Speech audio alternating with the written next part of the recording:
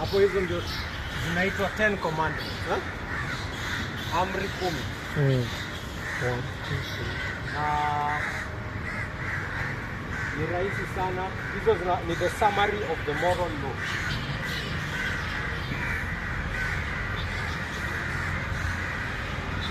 Na kila mmoja wetu anafaa kujua off. Yaani nikikushika nikuwekee bastola kwa kichwa nikwambie kama amri 10 nikuachilie, kila mtu anafaa kusurvive haraka.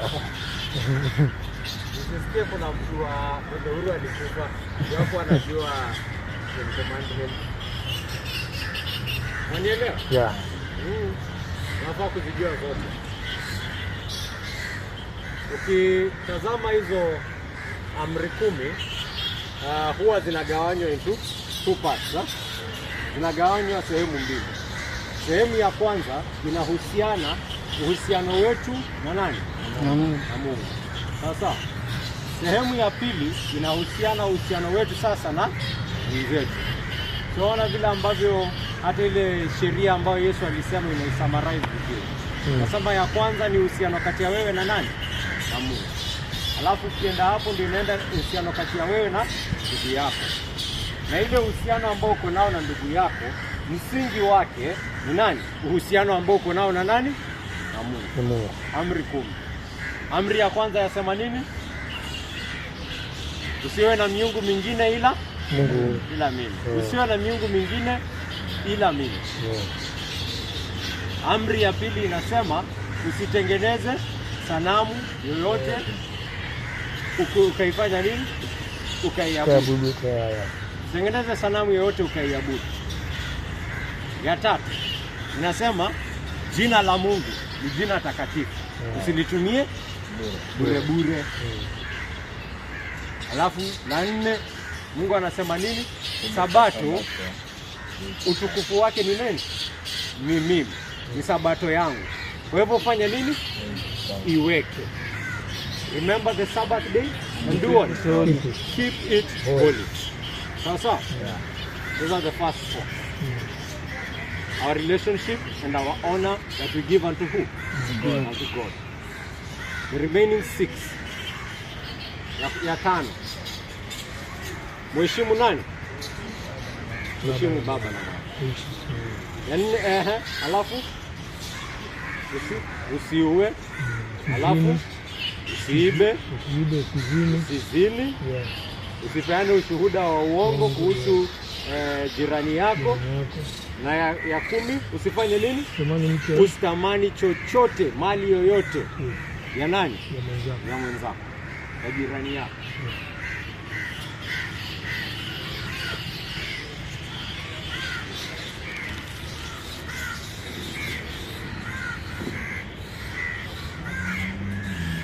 Tumefika mahali ambapo Mungu anajifunua sasa na hawa Waisraeli. Mungu anajifunua asili yake kikamilifu. Hadi mahali tumefika, tumeona kwamba huyu Mungu anajifunua kwa hawa Waisraeli kila siku. Siku baada ya siku anajifunua kwao. Sio? Kitu ambacho amewaonyesha ya kwanza ni kwamba nimekuja kwenu kwa sababu gani? Kwa nini alikuja kwa hawa Waisraeli? Kwa nini Mungu alikuja kwa hawa Waisraeli? Kwa nini awaokoe wao? Hakukuwa na watu wote wananyanyasiwa duniani mzima. Ilikuwa Waisraeli pekee ndio walikuwa wananyanyaswa. Ni kusudi lake. Kwa nini kusudi lake kuja kwao? Agano lake na Abraham. Agano lake na nani? Na Abraham. Ndio nakumbuka wakati walimlilia Bwana. Wakati walimlilia Bwana ilisemekana kwamba Bwana alifanya nini? Alikumbuka agano ambalo alifanya na nani? Na Abraham. Agano ambalo alifanya na Isaki. Agano ambalo alifanya na Yakobo. Alikumbuka. Kwa hivyo ilikuwa ni ahadi ambayo alikuwa amefanya na mababa zao. Ndio maana walipopata hiyo taabu wakalia akakuja. Mapenzi yake ilikuwa kuja kwa hawa watu ambao wamefanya nini? Amechagua. Hiyo ndio kitu ya kwanza Mungu anataka hawa Waisraeli wajue. Na hiyo ndio kitu ya kwanza hata Mkristo anafaa kujua. Mungu amekuchagua, amekupa neema, akakurehemu wewe. Vile ambavyo alirehemu Hawa, hii kanisa lake la kitambo ambalo ni Israeli. Ama wataka kuniambia kuko na watu wananyanyasika hiyo wakati ilikuwa Waisraeli? Walikuwa. Binadamu amekuwa muovu tangu kale. Kwa nini Waisraeli waokolewe? Kwa nini Waisraeli? Kwa nini Mungu aokoe hawa Waisraeli tena na tena na tena hata baada ya wao kumwasi na kumdharau? Agano ambao walikuwa wamefanya na wao. Ndio maana tulisoma hiki tulikianza na Abraham. Lazima uanze hii story na Abraham. Uone Mungu akiambia Abraham, nikupitia wewe na nimekuambia na ni hivyo, hata kama nikumaanisha nikufe. It is the promise God has made with Abraham that stands even on that day. Mungu anawajifunua kwa hiyo njia. Anaonyesha mimi ni Mungu ambaye ninaweka ahadi zangu. Mimi ni Mungu mwaminifu kwenu. Mimi ni Mungu mwenye nguvu ninayewapigania. Muona venye nyinyi mko dhaifu dhidi ya Misri. Tulia. Hiyo ndio hata kitu ninataka. Katika udhaifu wenu ndio nguvu yangu inafanya nini? Inaonekana, inadhihirika, inakuwa wazi. Wacha niwapiganie kwa njia ambayo mtashtuka, mtoke hapa kama mmebeba madhahabu na mafedha. Unaona venye Mungu anafanya, anazidi kufanya nini? Kujifunua kwa hawa watu, kujionyesha. Mungu ile uhusiano uko nao wewe na yeye, anafaa kuwa akijidhihirisha kwako baadaye. Unafaa kuwa ukiona uaminifu wa Mungu siku baada ya siku. Ndio ukijipata katika dhiki, unajua ni nani umefanya nani? Umeamini. Najua ni Mungu mgani nimeamini. Najua nimeamini Mungu mwaminifu. Nitakaa chini na nifanye nini? Nimtumainie. Amejifunua haya mambo yote kujihusu.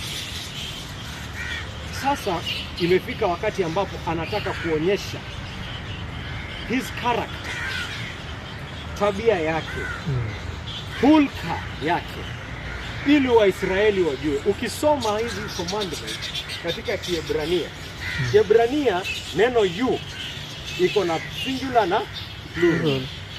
You English use ni hawezi jua, si ndio? You unanena kusema you, yani second person wewe. You wewe. Nikisema you are. Nikimwambia huyu nitasema you are, si ndio? Na nikimwambia huyu na mzee nitamwambia pia you are. Ona, singular na plural ni almost the same. Sio? Kwa Kiebrania kuna you singular na kuna you plural. Ni rahisi sana kujua kama anaongea in singular ama in plural. Unaelewa nikisema singular na plural? Unaelewa nikisema singular na plural? Umoja au wingi. Hizi commandments hizi zilipeanwa you gani? You singular. Kumaanisha hii amri si kwa Israeli kama taifa, ni kwa kila mwana Israeli. Kila mwana Israeli. Kila mwana Israeli. You, Harrison, shall have no other God but me. You, Edwin, you shall keep the Sabbath day. Yani kila mwana Israeli ana nini? Wajibu. Ako na jukumu lake kuweka hizi sheria. Kila Mwisraeli. Hakuna kusema ati taifa kwa ujumla linaweka, kwa hivyo mimi nikijificha kidogo niko sawa. You have broken the law. Hili ni kwa kila mwanadamu.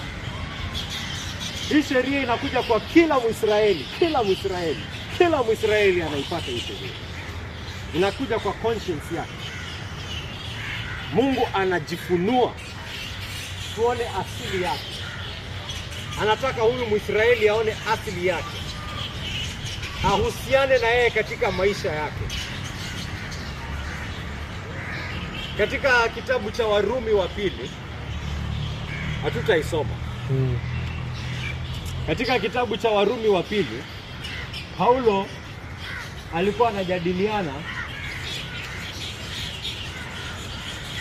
Walikuwa wanajadiliana kuhusu hawa Wayahudi,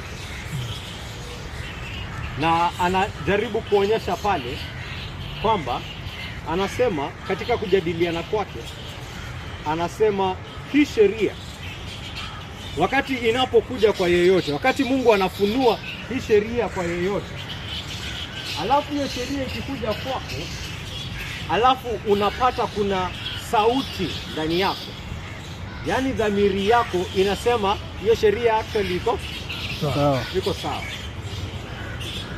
Unasikia Mungu akisema usikuwe na miungu mingine ila mimi, na sauti yako pale ndani tayari haipingani. Dhamiri yako wakati iko safi inasema actually that is good law, that is the right law. Ukisikia sheria imekuja ikisema haufai kutamani ya mwenzako, na hii kama kutamani ambayo imeandikwa ndio ambayo kutamani ni kama kwamba inaanza kukua, ni unatamani sasa ikue yako, ni kama unamnyang'anya rohoni mwako. Si admire. Admire pia tunasema ni kutamani, si ndio? Nikiadmire hii urembo wa mambo ambao Mungu ameumba, unaona, napendezwa nayo. Hiyo Biblia haina shida nayo. Lakini nikiona huyu amepita na muso, alafu roho yangu ina nini? Naanza nina uchungu kwa sababu nataka muso yake. Mungu hataki tuishi hivyo kama watu.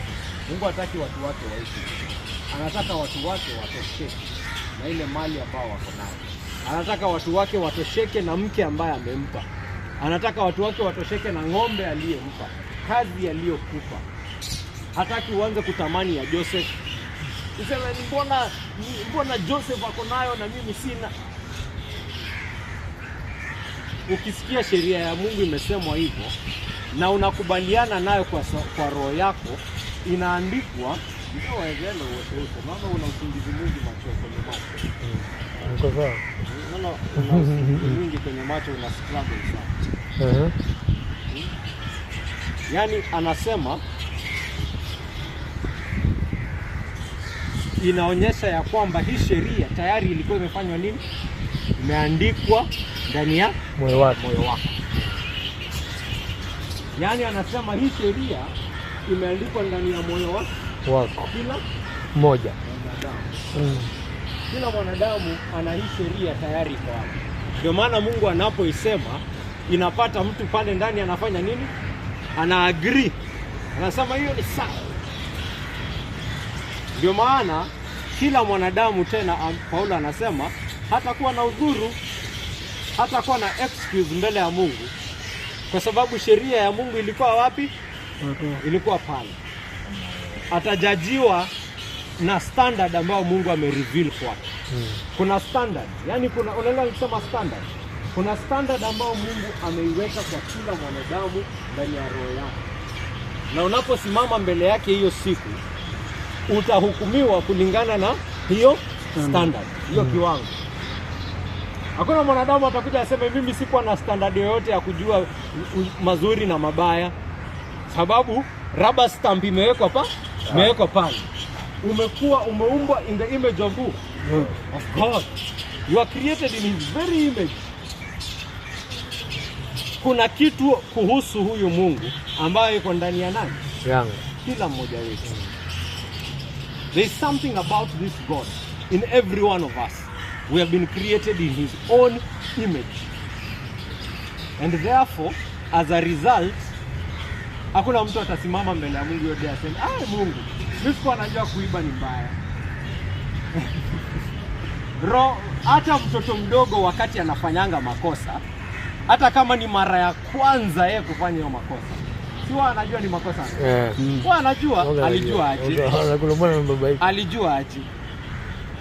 Kuna sheria ndani yake ambayo inamwambia haufai kufanya hivyo, haufai kutusi, haufai kupigana na mtoto wa neighbor, haufai kuiba toy ya mwenzako ulete home.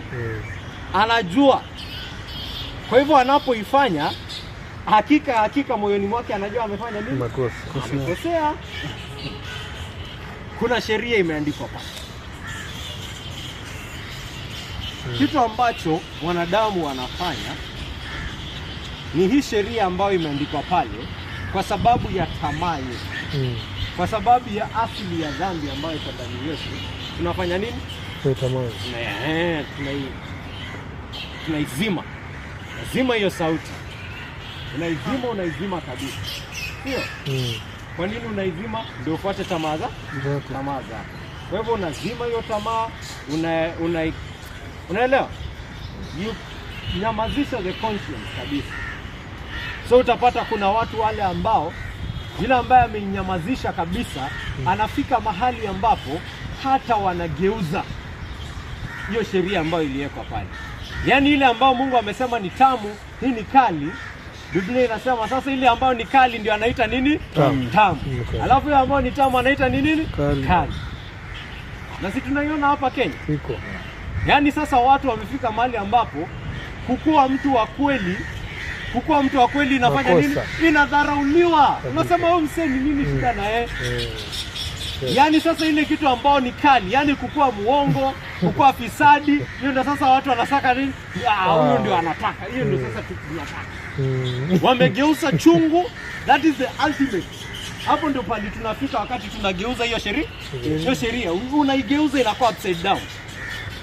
Unapata yule ambaye anatunza familia yake, anapenda mke wake, wanakuambia angalau mseni bure kabisa huyu. Huyu ni bure huyu. Ajua hawa wanawake wanapenda pesa hawa.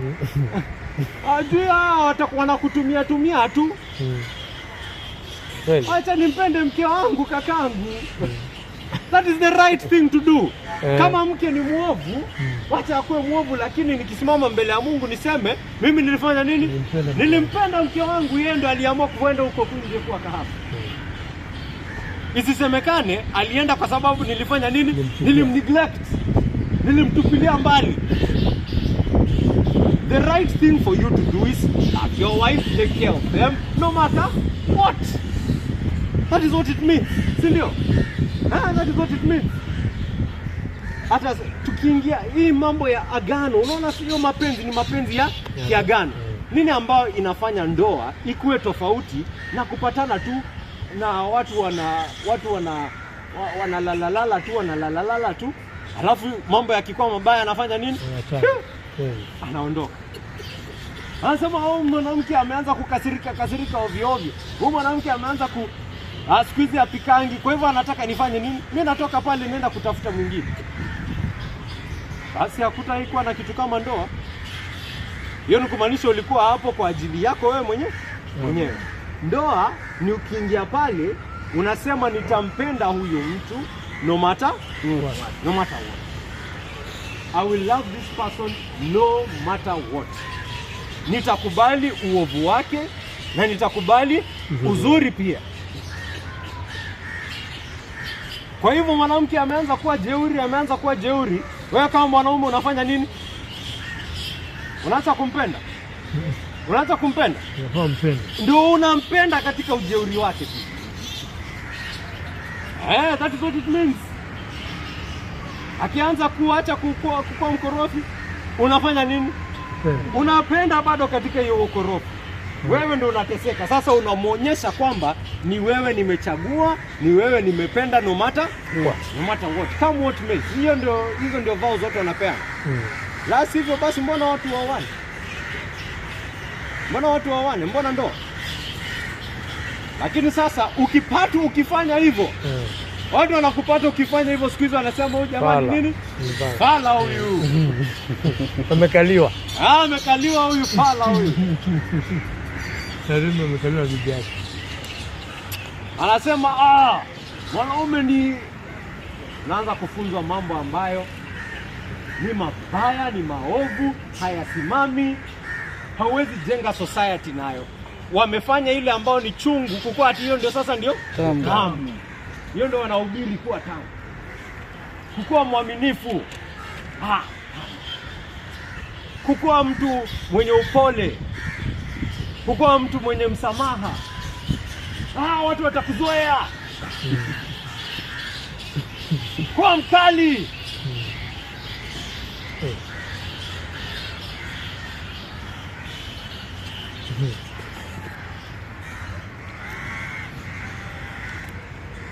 unapata ni ile dhambi ambayo, asili ya dhambi ambayo iko ndani yetu imenajisi sheria ya Mungu ambayo ilikuwa pale.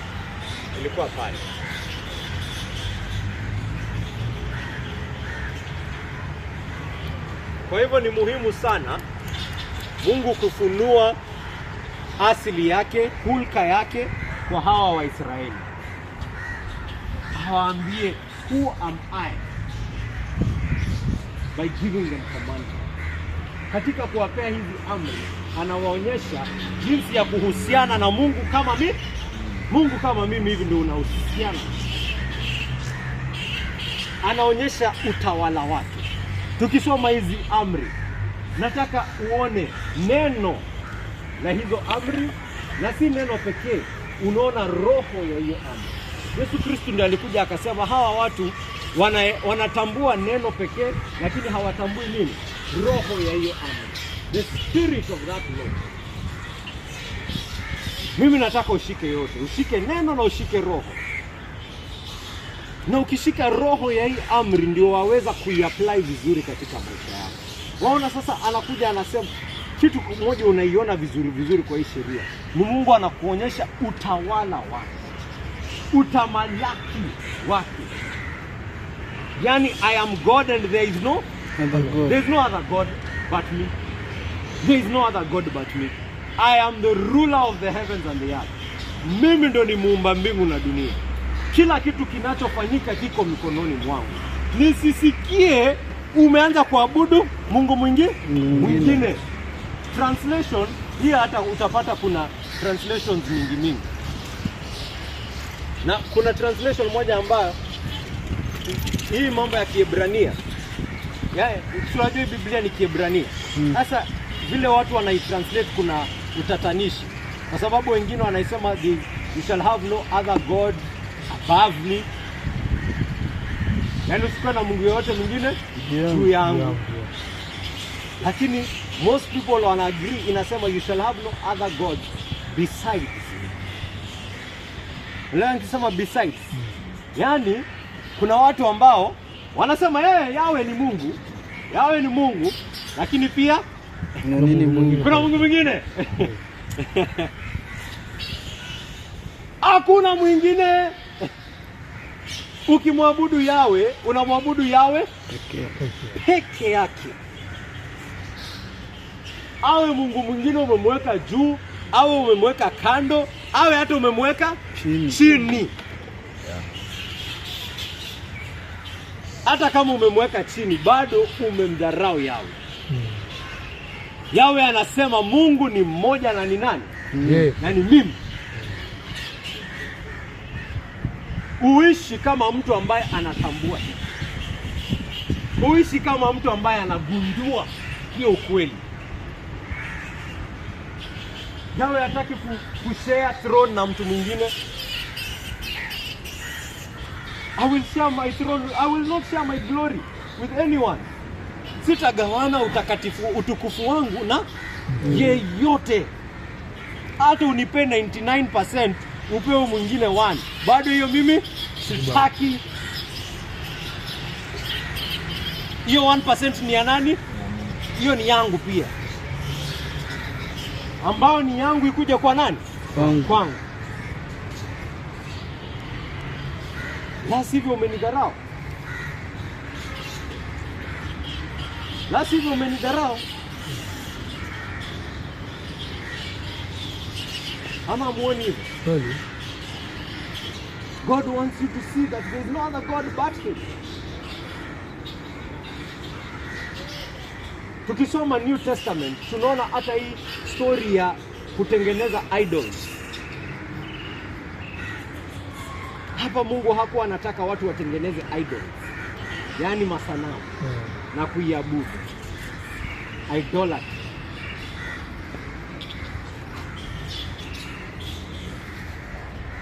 Tukisoma New Testament, tunaona kwamba Paulo ana-extend. Anasema hii idolatry si pekee masanamu. Hii idolatry ni kuweka jambo lolote lile ni kama kwamba umeipea hadhi ya nani? ya Mungu. Anasema jambo lolote lile. Ndio maana Yusufu, kuna wakati nyingine huo unasema mzazi ni Mungu wa pili, alafu mimi nasema hapana. Hakuna Mungu wa pili. Mungu ni mmoja. The moment umeanza kuweka mzazi hata kukaribia level ya Mungu, hiyo ni idolatry. You have made an idol of your parents. You have made an idol of them. Yesu Kristo anasema wakati unaniabudu mimi, ukuwe tayari kukosana hadi na nani? Wazazi. Kama mzazi anasimama kati ya wewe na mimi, mzazi ndio afanye nini? Ndio ende. Kama ni bibi anafanya usimame kati ya mimi na wewe, bibi afanye nini? Ndio alekwa kando.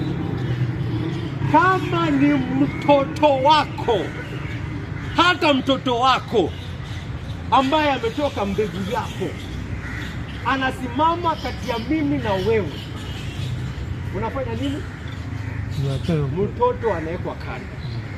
Kama ni kazi yako imeanza kuchukua ahadi ya Mungu, inakufanya uvunje sheria za Mungu. Kama ni tumbo yako unasema niko na njaa, kwa hivyo ninaweza vunja sheria ya Mungu. In short, sasa umefanya tumbo yako imekuwa nani? Mungu wako. Sababu umesema tumbo yangu imefika kiasi cha kwamba ninaweza vunja sheria ya nani? Ya Mungu. Kwa hivyo ninatii nani? Tii tumbo. Umefanya tumbo ikuwe nini? Mungu. You have made an idol. Ukielewa the teaching of idolatry in the New Testament, utaona ya kwamba hiyo ndio shida kubwa katika dunia ya siku ya leo. Watu wamemake idols everything. And you here, utambue hata wewe you have your own idols that you do not know. You have your own idols. And God has saved you. Mungu amekuokoa ili hizo idols afanye nini? Azivunje. Mungu amekuokoa ili akufunue macho, uone kwamba umekuwa ukiongozwa na sanamu tofauti tofauti. Nakwambia, tazama uone venye watu wanalea watoto wao siku hizi. Watu wanalea watoto wao ni kama hao watoto ndio Mungu wao. Huyo mtoto ndio yani chenye mtoto anataka anapewa. Hataki mtoto hata aguswe. Mtoto anaishi njia za dhambi, mtoto anaishi kimakosa, lakini bado anamshikilia kabisa. Yani mtoto kulia tu hivyo, mama wasiwasi. She has made an idol of who? The child. You've made an idol of the child. That is your God.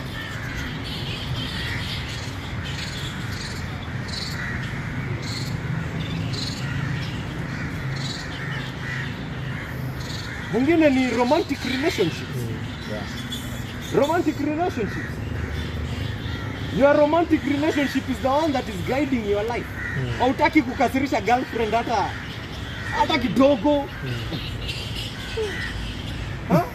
Hautaki kukasirisha wife hata kidogo, na anakuambia wewe ndio ufanye ufisadi. Akianza kukutusi hivyo, wewe wasiwasi, wewe nini? You have made an idol of your wife.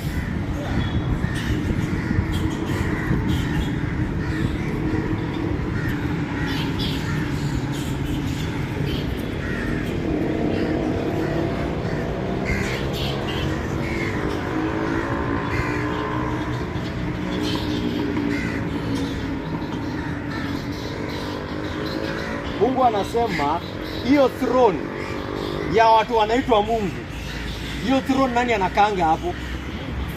Ni mimi peke yangu, hakuna mtu anakaanga hapa.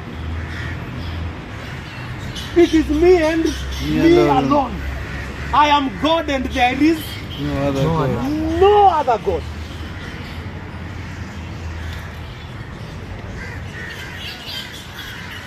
Ukikuja kuniabudu mimi, ukuje na roho inajua hivyo. Ukuje na roho inatambua hiyo. Uone utamalaki wa Mungu. Unaona, are you seeing the spirit of the command? Are you seeing the spirit of the commandment? My name shall not be taken in vain. Unajua jina yangu ni ya nani? My name is the name of the Almighty God. Unaisema sema tu hivi tu hapa. Watu wanaswear tu kila mahali. Mna make jina yangu inakuwa byword.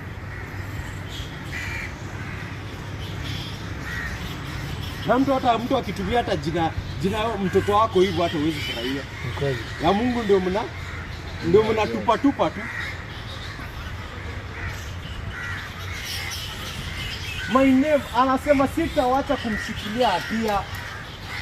Ninachukua jina langu bure. Na mzee wangu.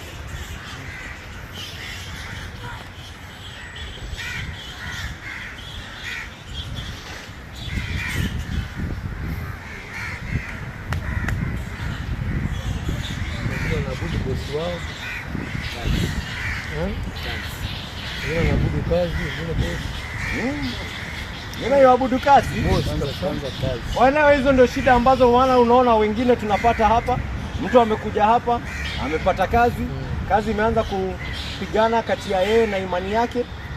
Kidogo anapata nini? Amepotea. Kwa sababu gani? Kazi. Hiyo kazi. Ona, Tumepoteza wengi sana. kazi imekuwa stumbling block kwake. Kwa sababu kazi unapata bosi amemwambia mimi na kuexpect hapa Sunday. Usipokuja hapa Sunday wewe jua nini? Imeisha. Na Mungu mwenyewe pia anamwambia mimi nataka ufanye nini? Nenda kaungane na ndugu zako. Sasa huyu anaona ni vizuri tukue wa huruma sana na compassionate heart. Yes. Sababu tunajua hii roho ya ngumu kabla ivunje inahitaji nguvu za nani? Nguvu za Mungu. God has to show himself to this person so that this person becomes bold enough to take the risk. Kwa sababu hii maisha ya Ukristo nakwambia lazima utatake risk. Mimi nakwambia hii maisha ya Ukristo, kama hii maisha ya Ukristo haijai kufanya upoteze kitu. Kama maisha ya Ukristo haijai kuweka katika situation ambayo utapoteza kazi, utapoteza bibi, utapoteza urafiki, basi my friend, you're not a Christian. You're not a Christian. If you're living the true Christian life, lazima itakupeleka hizo situation. Na ile kitu ambayo itakufanya ufanye the right thing according to the only one sitting on the throne ni kwamba unajua tabia yake, unajua asili yake. Unasema Mungu wangu ni mwaminifu, mimi nitaenda kanisani. Na uende uongeleshe bosi wako, mwambie kibosi, mimi lazima niende kanisani hata kama ni 2 Sundays a month. Ninaomba tu just 2 Sundays a month. Unaenda pale na heshima yako ukijua nani ananipigania? Mungu. Na hata nikipoteza hii kazi, nitakuwa nimeipoteza kwa sababu gani? Sababu ya kumtumikia huyo mwenye amekalia nani? Kiti cha enzi. Atanionekania, atajua kwa nini nimepoteza hii kazi. Si kwa sababu nimekuwa mtukutu pale kazini, si kwa sababu ya uovu wangu, ni kwa sababu nilikuwa nataka kuja kuungana na watu wake. Unafikiri haoni? Unafikiri hajui? Unaona? Yeah. You must end up knowing the character of God so as to be able to trust him. Hata hii ministry ambayo tunafanya, usifikiri hii ministry iko bila risks zake. Hii ministry tunapoifanya hapa ni kumaanisha kuna mahali ambapo wengine hawatatupea kazi. Yeah. Kuna watu wengine hawatatupea kazi. Tunajua hivyo. Kwanza hapa ni Mombasa. Hapa ni Mombasa begini. Lakini tunajua ama tutakuwa tumenyimwa kazi kwa sababu ya kumtumikia Mungu. Mungu mwenyewe basi anafanya nini? Anajua na yeye ameketi wapi? Kwenye kiti cha enzi chake. I will trust the one seated on the throne. Nakwambia maisha ya Ukristo kama hutamjua Mungu, hauwezi shinda. Hauwezi tembea. Tunapata pia kuona katika hizi amri 10 malengo yake, kusudi lake kuhusu tabia ya mwanadamu. Na tunaona kwamba lengo la Mungu ni kwamba kusudi la Mungu ni kwamba mwanadamu aishi kwa njia ambayo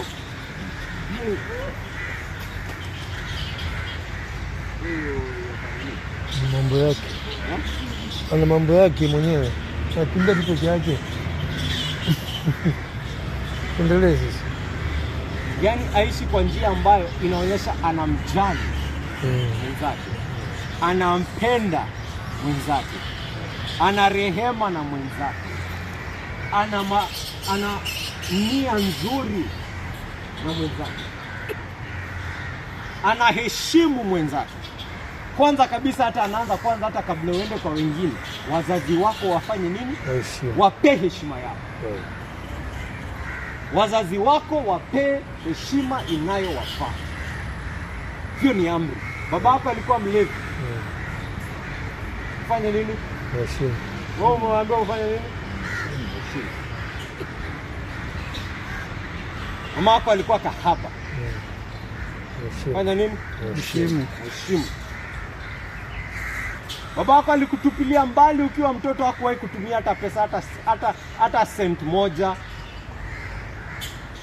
Akaenda akaoa mwanamke mwingine, akawatupilia mbali, hata akawa na wachunga wako, anataka story zenu. Ufanye nini? Mpende. Ufanye nini? Heshima. Ufanye nini? Heshima. Mheshimu baba yako. Let your parents receive their respect that is due to them as your parents. That is a command from God. That is what He wants you to do. Hataki ukuwe na moyo inaodharau baba yako. Unasema huyu baba bure kabisa.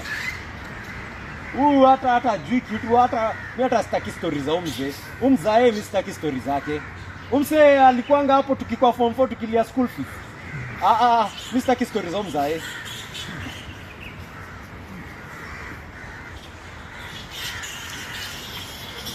Madhe kila siku ananipigianga, kila saa tu ni do anataka. Kila saa tu ni do. Hata apigiangi hata kunisalimia siku hizi. Ni kunipigia tu pesa. Sijui ng'ombe ina food. Sijui ati hatujakula sapa. Kila siku tu ni do. Unaongea kuhusu nani hiyo? Mama. Shida.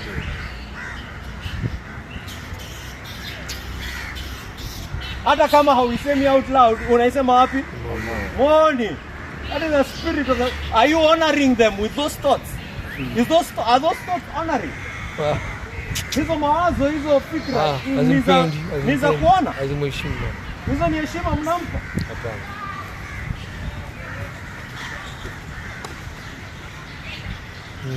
Hizo si kuheshimu.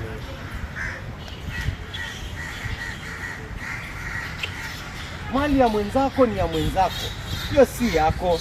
Ni Mungu amemjalia. Yule mwenye ameketi kwenye kiti cha enzi ndiye ambaye hupeana mali kwa kila mtu. Kwa hivyo kama imempata ni kusudi la nani? La Mungu. Kwa hivyo wewe usifanye nini? Ibe.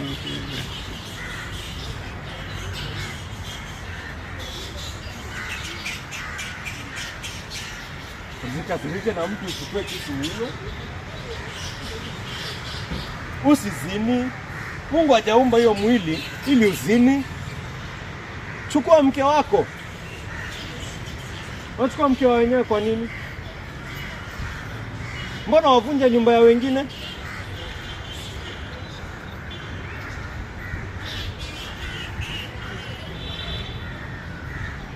Tukiangalia roho ya hizi sheria, tunaona ya kwamba Mungu kusudi lake anaonyesha hawa watu wa Israeli. Kusudi langu ni kwamba muishi kwa hii namna. Nyinyi kwa nyinyi, nyinyi kwa nyinyi.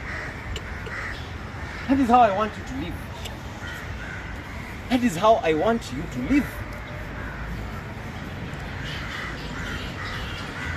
Hizi ndio amri ambazo nimewapa. Na mkumbuke anaanza hizi amri kwa kusema, mimi ndio Mungu nimewatoa Israeli. Mimi ndio Mungu nawapigania. Unaona akisema hivyo anasema, mimi ndio Mungu nawapenda, mimi ndio Mungu nawapigania, mimi ndio Mungu mnayetegemea. Kwa hivyo, when you are relying on me, why are you stealing? When you are relying on me, mbona unatamani ya mwenzako? Ni kama kwamba unafikiri mimi siwezi kufanya nini? Kutembea wewe. Ama unadharau hekima yangu katika kufanya nini? Kumpa kaka. Hapo ni sawa. Ndio kabisa.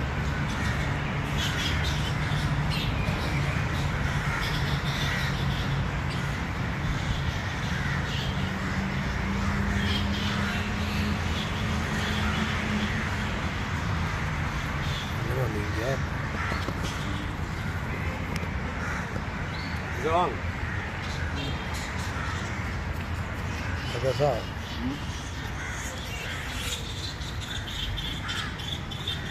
Hari.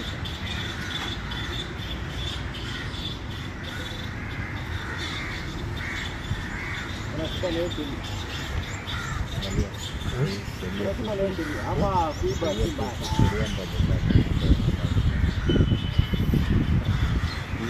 Hizi kabisa mazuri Hilo Jambo ambalo Mungu anataka watu waone.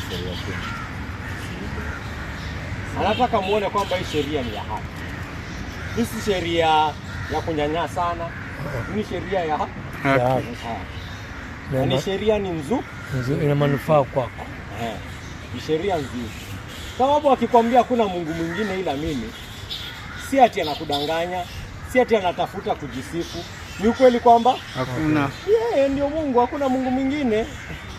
Mbona mtegemee Mungu mwingine? Mbona mnitusi mimi? Mimi ni Mungu mwenye hasira. Unaona hata nawaambia. Mimi ni Mungu mwenye hasira. Mwenye ananidharau, mwenye anaanza kutegemea Mungu mwingine, mimi nafanya nini? Natandika. Na kupea adhabu yako. Na kwanza adhabu ambayo inasonga kizazi hadi kizazi, kwa sababu anakuonyesha hiyo ndio uovu ya hiyo dhambi. That is how bad it is to despise a God like me. That is how hateful a sin it is to despise a God like me. Yes, dharau.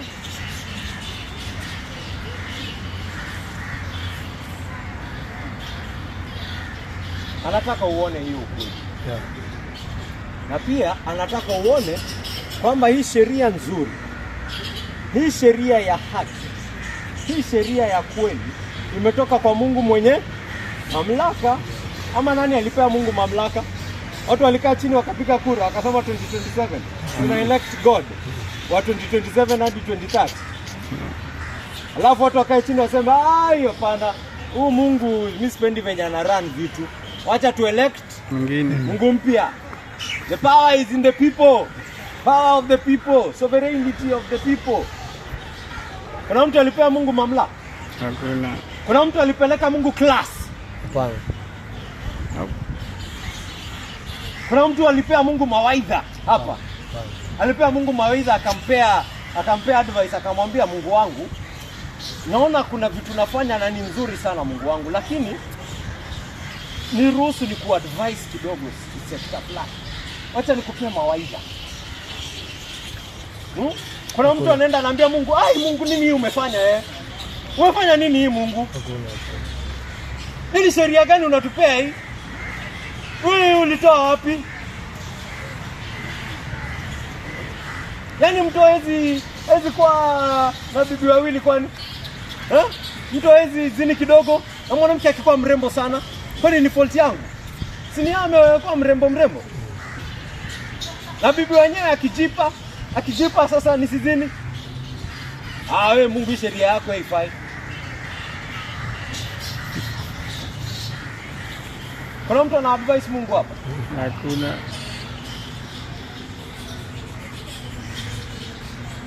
Uzuri na ubaya, the very definition of them is who? Is God himself. Kwa hivyo Mungu akikufunulia haya mambo, anafunua nani? Yeye mwenyewe. He's showing you who he is, his very nature. He's showing you his holiness. Ndio maana anakuambia kuishi na Mungu kama mimi, this is what I expect. I did not build men so that they steal wives from one another. Ama wadanganyane, waanze kutamani mali ya wengine. No, that is not how I built man. That is not what I built man for. I created him in my image. akijua ukamilifu wote, utimilifu wote uko ndani yangu mimi ndio wa kutegemewa.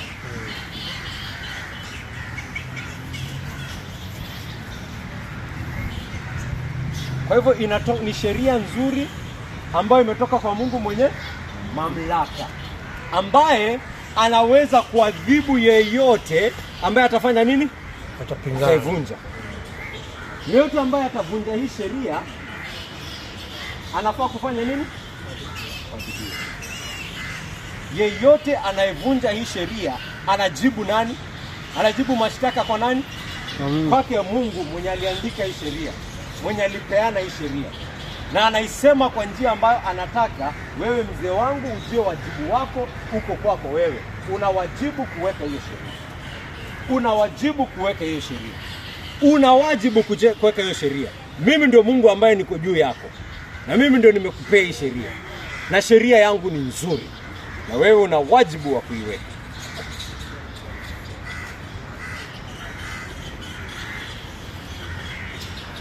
Kakangu, yule ambaye ameona upungufu wake wa kuweka hii sheria ndio ambaye anaweza kuelewa sababu. Hizi sheria Mungu alizipeanwa ili zifanye nini? Ziwekwe, ili zitiiwe. Hakupeana ati ziiwe tu. He gave those commandments so that they are what? Obeyed.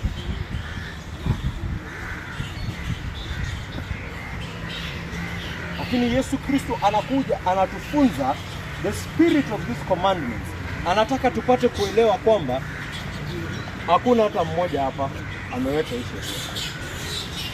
Yesu Kristo anataka uelewe upungufu wako wa kuweka hii sheria. Wakati nimehubiri mambo yote, kuna yeyote ambaye amesema ameiweka hiyo sheria kikamilifu? Mzee wangu, wewe kuna siku nilisema hivyo ukainua mkono, ukasema wewe uvunjangi sheria.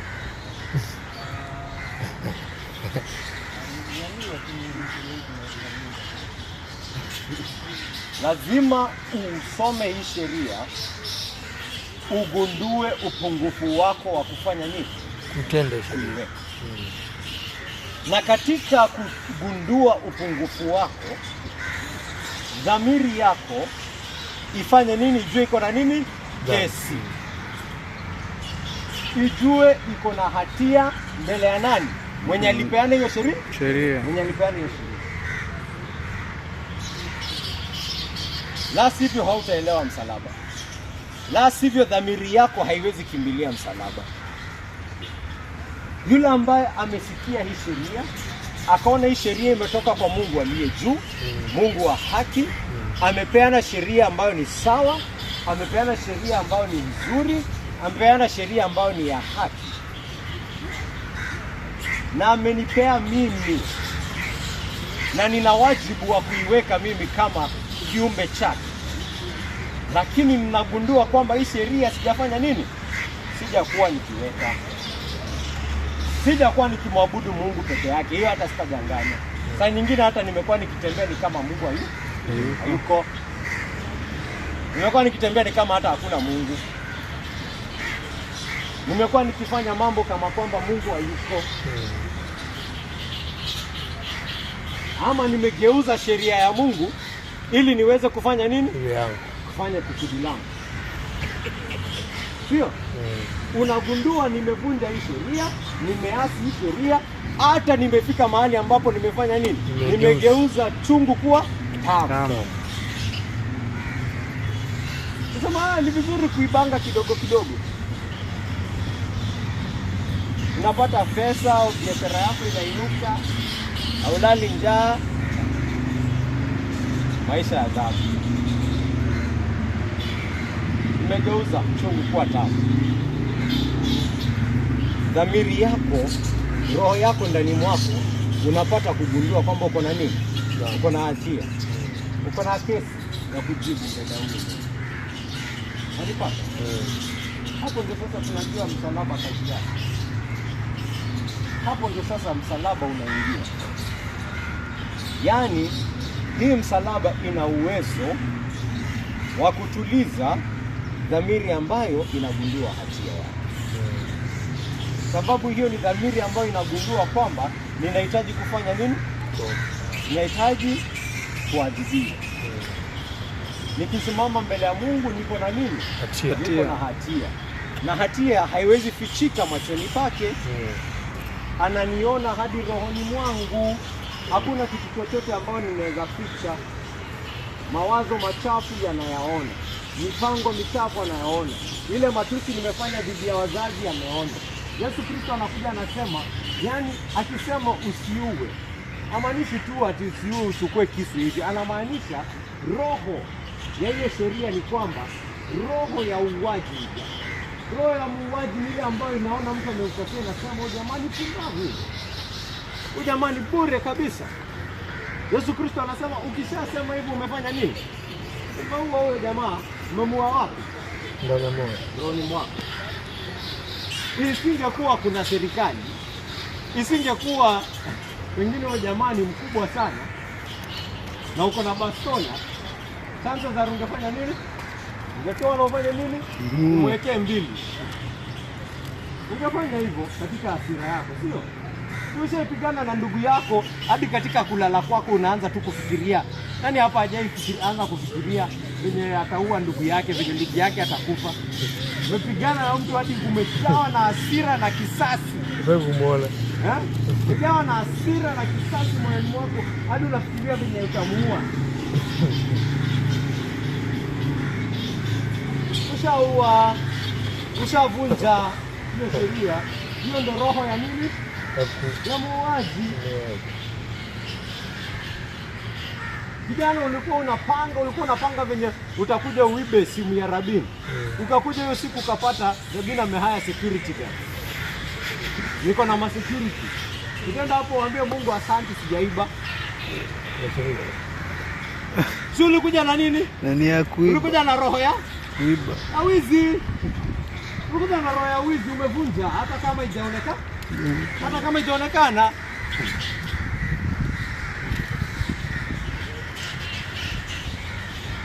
You have broken the law.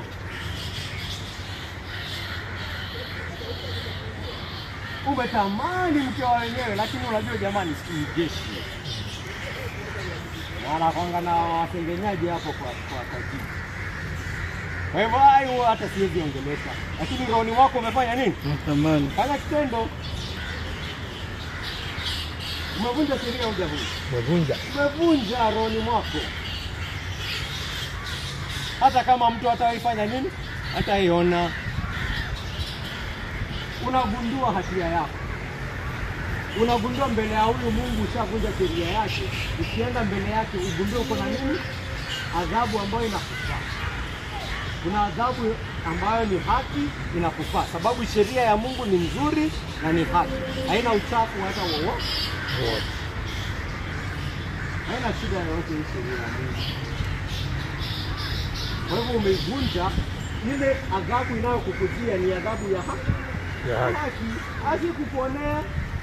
It is just the just and right judgment of your head.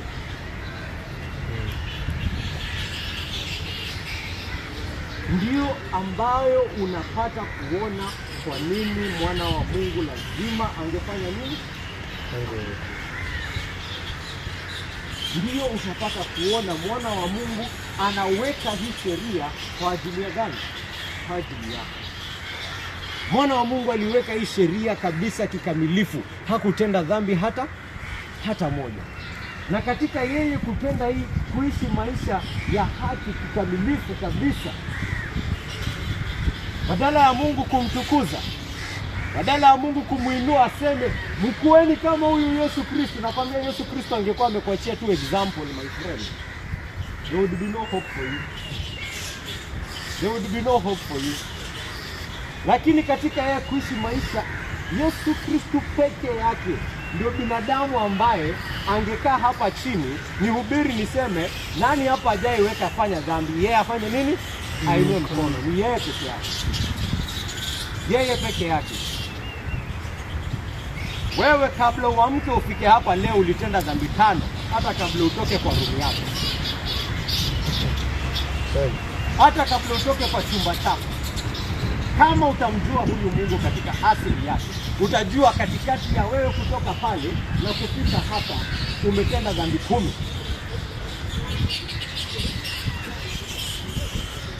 Na tunapozidi kuwa katika utakatifu, tunapozidi kuwa katika hii path ya sanctification, is when we grow sensitive of these sins. Dhamiri yetu tunakuanga tumeiua katika dhambi yetu. But when we are born again, tunaanza kuwa sensitive to them. Unapata mambo ambayo hauko hata unafikiria ni nini? Dhambi. Kwa sababu gani? Ulikuwa umegeuza. Umefanya chungu kuwa tamu. Sasa venye umeokoka ndio unaanza kuona kumbe hii mambo haifai. Unapozidi kuwa katika utakatifu unaanza kugundua kuna mambo hata madogo ambayo ulikuwa unafanya tu ukifikiri ni sawa, kumbe ni nini? Mbaya. Hiyo ni ishara ya kukua katika Ukristo. It is a sign of growth in Christ. To grow more sensitive of your sins.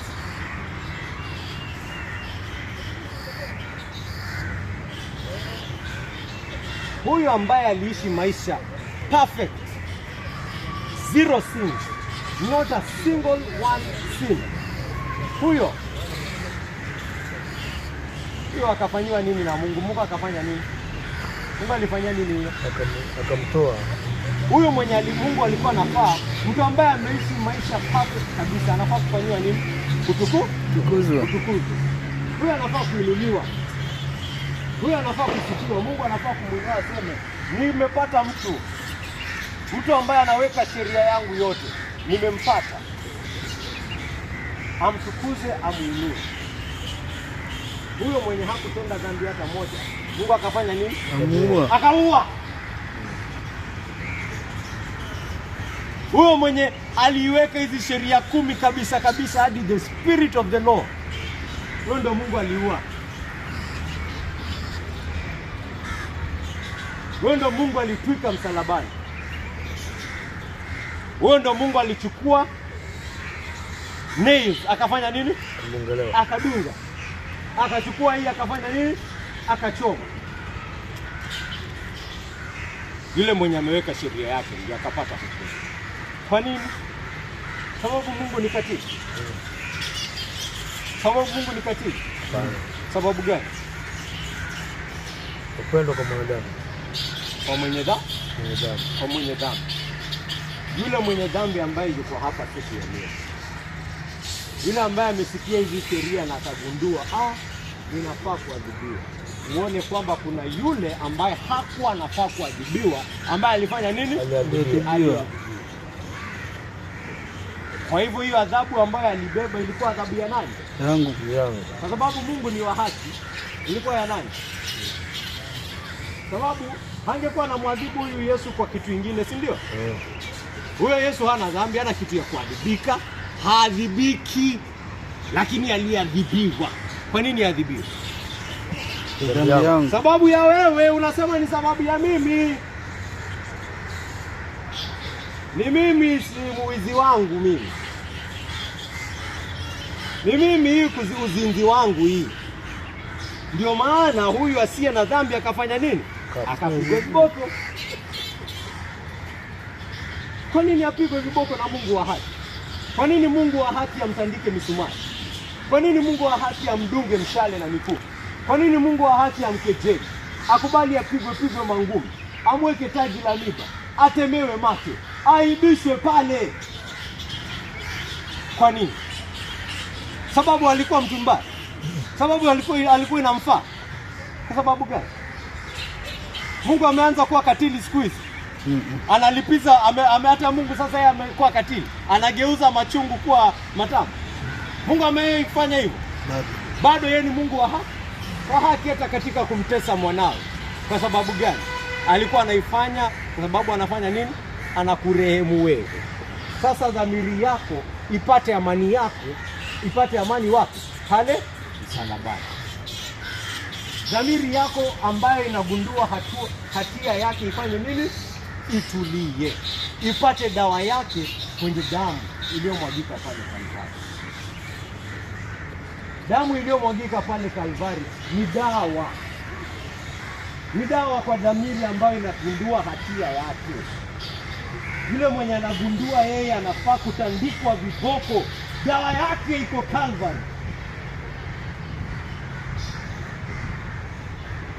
Atazame amuone huyu Yesu, afungue macho aone yule ambaye ameweka sheria akidungwa misumari.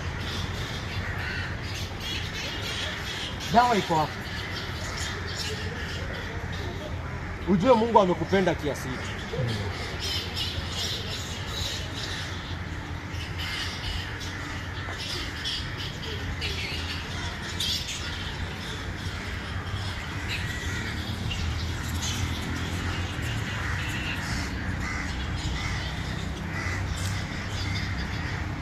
Ndio maana dhamiri ya mwanadamu bila hii damu haitafanya nini?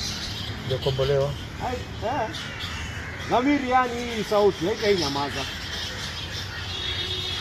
Your conscience will never be at peace until it is sprinkled with the blood of the Savior. Conscience, wala conscience. Dhamiri yako itakuhukumu milele na milele hadi nini? Imwagiwe hiyo damu. Nasema as a true statement for all. Lazima dhamiri yako igundue kwamba iko na makosa. Yule ambaye amegundua hatia yake, tuanze kwanza na yule ambaye hajagundua hatia yake. Yule ambaye hajagundua hatia yake ako katika situation mbaya sana. Mbaya sana. Situation ya hatari kabisa. Sababu anafikiri yuko sawa wakati yuko sawa. He thinks he's safe when he's not. Yule ambaye amegundua uovu wake, yule ambaye amegundua hatia yake, wengi wanapewa dawa za kila aina. Hii dunia yote kuna watu wanapeana dawa za kila aina. Dawa za kila aina zinauzwa pale nje, zinauzwa. Wengine wanaanza kuambiana, jamaa, hiyo ni psychology. Unajilaumu tu. In psychology you have a depressive state. What you need to do is tell yourself things. Uanze kujiambia, I am a good man. I need it was people who wronged me. I need boundaries. Nini. It was mambo ya psychology. Watu wanaitumia kama dawa ya conscience ambayo imefanya nini? Imeamka. Dhamiri imeamka, imeanza kumuonyesha huyu jamaa uovu wake. Dhamiri imeamka, imeanza kuonyesha wewe jamaa umejaa kiburi wewe. Wewe ni mchoyo, wewe ni mzinzi, wewe ni mchafu, wewe ni mwenye matusi, wewe ni mwenye chuki, hauna subira na watu. Dhamiri imefanya nini? Imeamka. Wengine dawa wanapewa pale ni kufanya mambo ya kidini. Anza kuja kanisani. Ukikuja kanisani usome Biblia, anatumia hiyo, anasema okay, kumbe mimi ni mtu wa Mungu. Anajaribu kufanya nini? Kutuliza dhamiri. Dhamiri inyamaze kidogo, itulie kidogo, iache kumwambia venye yeye ni mbaya. Wengine wanaambia fanya kazi nzuri, fanya mambo mazuri, peana pesa pale kwa watu. Peana pesa kwa watu wanyonge. Hakikisha umesali mara 5 kwa siku. Hakikisha umefunga siku 30 za Ramadhani. Anafanya yoyote kufanya nini? Anatuliza nini? Dhamiri anatuliza. Dhamiri ndio asema, wewe ni mtu mzuri wewe. Wewe ni mtu mzuri, wewe si mtu mbaya. Wewe angalia wewe utafanya uko sawa. Dhamiri anafanya nini? Dhamiri anatuliza. Lakini mimi ninakuambia hapa, Mungu mwenyewe amesema hiyo dhamiri haitulizwi na kitu chochote ila kujua kwamba adhabu ambayo inakufaa imeanguka kwa nani? Yes. Kwa Yesu. Kwa hivyo hakuna adhabu imefanya nini? Imebaki. Ndio maana Yesu lazima akafanya nini? Akafa. Kwa hivyo mwenye dhambi anaweza jua sifanyi chochote, si kwa sababu ya sala zangu, si kwa sababu ya kufunga kwangu, si kwa sababu ya kuja kwangu kanisa, si kwa sababu mimi nimekuwa nikichunga mke wangu, ni kwa sababu adhabu iliyokuwa inanifaa imeanguka kwa nani? Yesu Kristo. Sababu mwana wa Mungu amejitolea, sababu Mungu amemtoa mwana wake, akatusiwa, ameweka sheria, anatusiwa ya nini? Amepigwa, ameweka sheria, anapigwa ya nini? Kwani Mungu hangeweza kumwokoa? Mungu ambaye amepeleka Elia juu na chariot of fire hangeweza kuokoa mwana wake? Ngemwokoa. Hangeweza? Ngemwokoa. Kwa nini aache apigwe atusiwe? Kwa sababu ya nani? Mimi. Sababu ya wewe Joseph. Alijua dhamiri ya Joseph itasikia sheria yangu na itafanya nini? Itatetemeka. Nikijua mimi mbele ya Mungu mimi kwisha maneno. Nitaokolewa kivipi? Dhamiri yangu inalia. Nitaokolewa kivipi? Niko na hukumu juu yangu na ni hukumu ya haki. Niko na hukumu juu yangu na ni kwa sababu ya dhambi yangu mimi mwenyewe. Sijaonewa na mtu.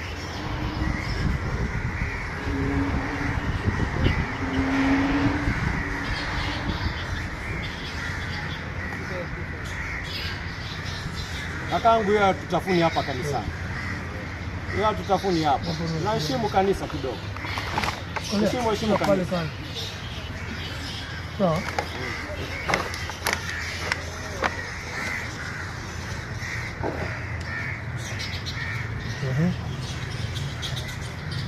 Na ni katika kusafishwa kwetu na hiyo damu ndio tunapata maisha mapya.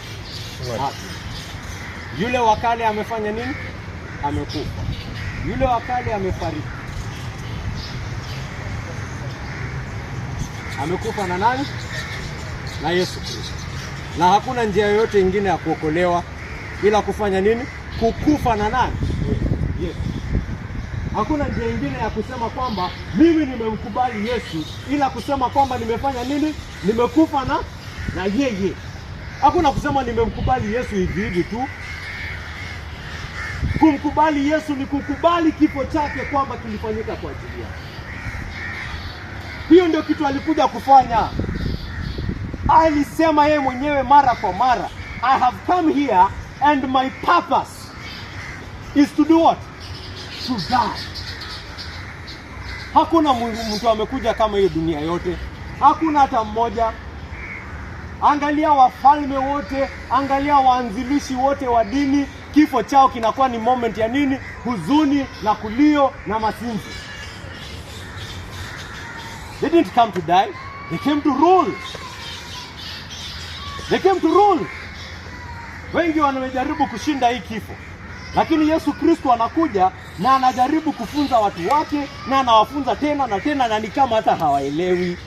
Wao wanafikiria yeye ni kama mfalme wa kawaida. Wanafikiria yeye ni mfalme wa kawaida tu kama wafalme wengine. Anawaambia nyinyi hamuelewi. Mimi nimekuja hapa, kazi yangu nimekuja kufanya hapa, si kuponya watu. Nimekuja hapa kufanya nini? Nimekuja kufanya nini? Nimekuja kufanya nini? Kuokoa. Kivipi?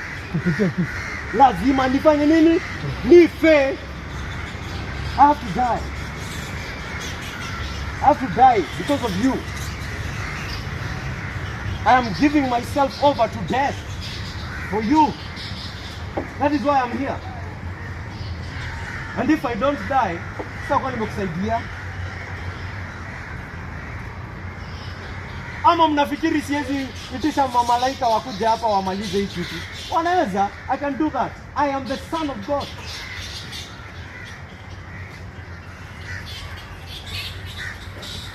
I am the son of God. Malaika wananisikia wanatetemeka. Allah. Usifikiri hawa watu wananishika hapa ovyo ovyo. Ni mimi ninafanya nini? Najitolea mikononi mwao.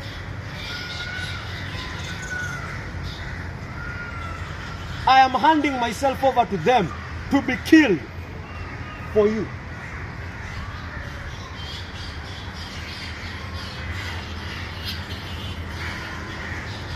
Kama hujakubali kifo cha Yesu Kristo, ni kwa sababu ya dhambi yako kakangu. Haujamkubali Yesu bado.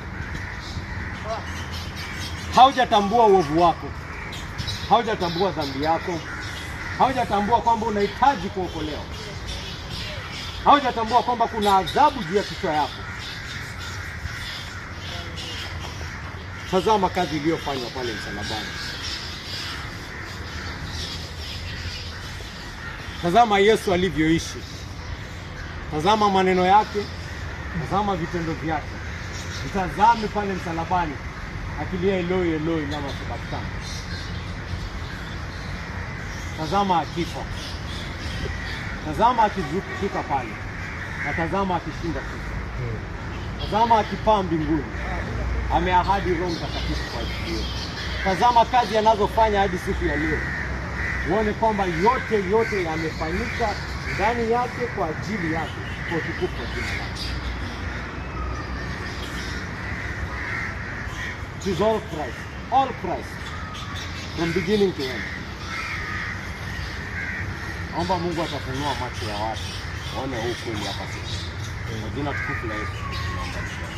Amen. Amen.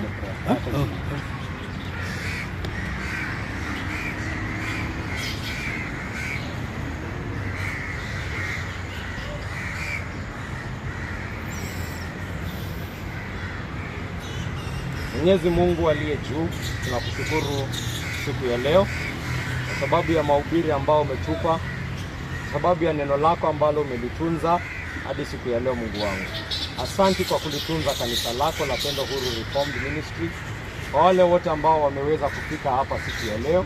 Mungu Baba, kwa wale wote ambao unafanya kazi katika maisha yao na unazidi kuongeza imani yao, kuongeza ujuzi wao kuhusu wewe na kuhusu wokovu ambao uko ndani ya Yesu Kristo. Mungu wangu, na kushukuru kwa hayo yote. Na tunaomba Mungu wangu kwamba haya maneno ambayo tumefunza hapa siku ya leo, kwamba Mungu Baba, njia pekee ambayo watu wataweza kuielewa Mungu Baba ni kwamba wewe Mungu wangu ufunue roho zao, ufunue mioyo yao Mungu Baba, wapate kujua kwamba Mungu Baba hatuwezi kuweka hii sheria kikamilifu, ila Mungu Baba utuokoe katika Yesu Kristo na utuwezeshe kwa Roho wako Mtakatifu kupigana na dhambi zetu na kuishi kwa njia ambayo inaambatana na hizi sheria zako takatifu wewe Mungu wangu. Mungu Baba, kwa sababu zinatufunulia asili yako wewe mwenyewe, zinatufunulia kuhusu tabia yako wewe mwenyewe, zinatufunulia kuhusu wewe mwenyewe wewe Mungu wangu. Hivyo kwa haya yote tunakushukuru. Tunaombea wale wote ambao hawajaweza kuungana nasi hapa siku ya leo, wale ambao wako na taabu nyingi katika maisha yao Mungu wangu. Tunanyosha mikono yetu juu yao Mungu Baba, tukiwaombea baraka Mungu wangu, tukiwaombea kwamba utawatunza, kwamba utawaweka Mungu wangu, na utawafanya wawe hai katika Yesu Kristo Mungu wangu. Na Mungu wangu, hata wale wote ambao walitamani kuwa hapa leo siku ya leo na hawakuweza Mungu Baba, tunaomba kwamba Mungu Baba utazidi kuwaongezea imani, utazidi kujifunua kwao Mungu Baba, na kwamba utawafunulia njia tena ya kurudi kuungana pamoja nasi, na hii yote itakuwa furaha kwetu sisi. Na sisi Mungu Baba tunaomba kwamba Mungu Baba hatutakufa moyo katika kutumikia. Hatutakufa moyo Mungu Baba katika kufanya kazi yako. Kwamba utatupa moyo ambao utatoshelezwa Mungu Baba na ile kazi ambayo umetupea Mungu Baba, na Mungu Baba kwamba tutakutumainia, kwamba wewe mwenyewe unafanya kazi kuu, na kwamba hii kazi yote ambayo inafanyika hapa Mungu Baba haitakuwa ikifanya bure Mungu wangu. Naomba haya yote katika jina tukufu la Yesu Kristo, aliye Bwana na mkombozi wetu. Amen.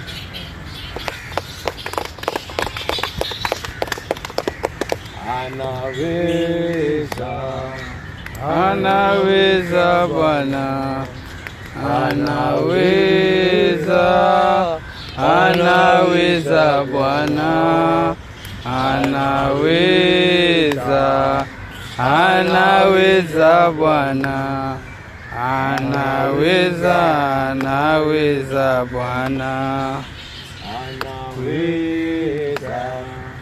anaweza Bwana, anaweza